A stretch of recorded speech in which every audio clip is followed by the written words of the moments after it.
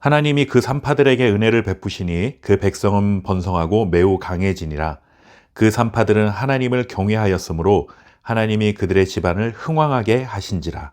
아멘. 우리 사람은 아무리 강해 보여도 모두가 연약함을 가지고 있습니다.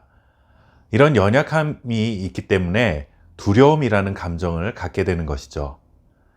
그래서 두려움을 갖는다는 것은 한편으로 생각해 보면 이런 의미라고 할 수 있습니다.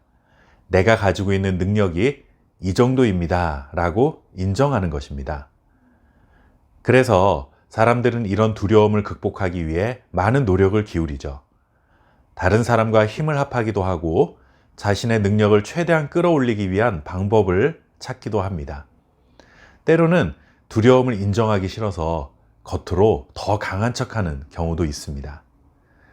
오늘 출애굽기 말씀에서는 자신들이 느끼는 두려움에 서로 다른 반응을 보이는 사람들을 만나보게 됩니다. 바로 애굽 왕과 십브라와 부하라고 하는 히브리 산파입니다. 애굽 왕은 당대 최대 강대국의 통치자임에도 불구하고 애굽 땅에서 이방인의 신분으로 살아가는 이스라엘 자손들에게 두려움을 느꼈습니다. 그들이 애굽 백성들보다 더 강해지면 어떡하나 하는 그런 두려움이었죠. 이 두려움 때문에 애굽 왕은 이스라엘 백성들에게 무거운 짐을 지워 괴롭게 하였습니다.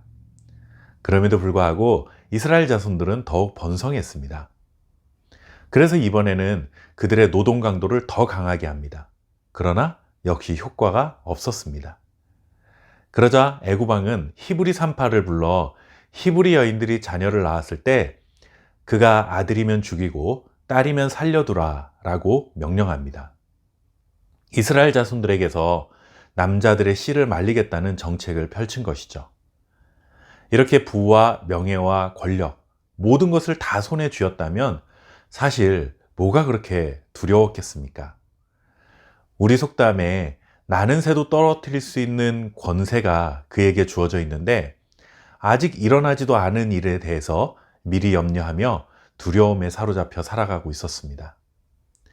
이렇듯 세상의 모든 것을 자신의 소유로 삼아도 사람은 근본적으로 유한한 존재이기 때문에 하나님 앞에서 두려움을 갖게 되는 것이죠.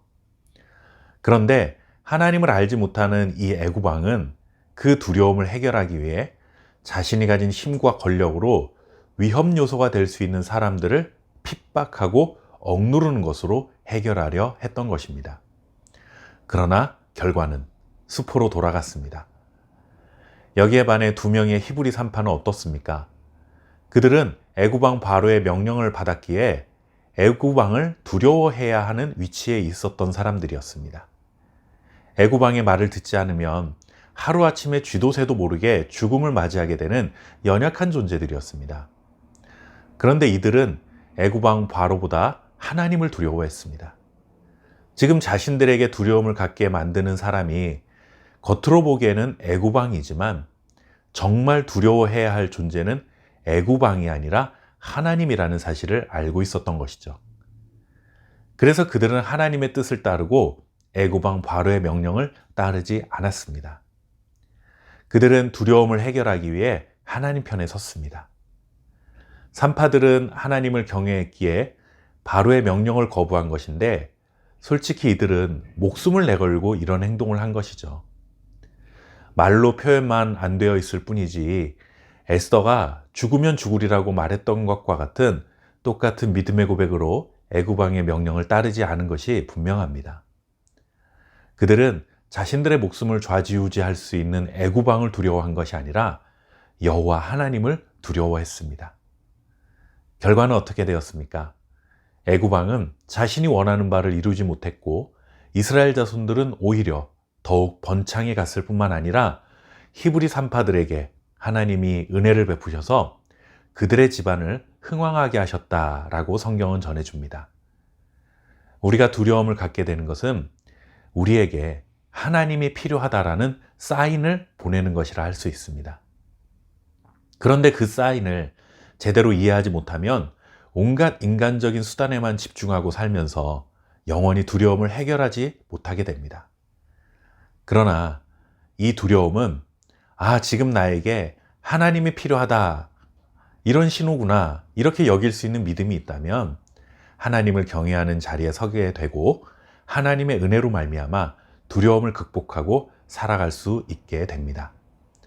또한 우리의 삶을 강하게 하시고 흥왕하게 하시는 놀라운 축복을 경험하게 될 것입니다. 오늘도 우리는 수많은 요인으로 두려움을 느낄 수 있습니다. 그러나 기억하십시오. 그렇게 느끼는 두려움을 극복하는 길은 하나님을 두려워하는 것, 즉 하나님을 경외하는 것입니다. 이것이 유일한 방법입니다. 세상을 두려워하지 마시고 하나님을 경외하는 믿음으로 살아가는 저와 여러분 될 수 있기를 바랍니다. 감사합니다.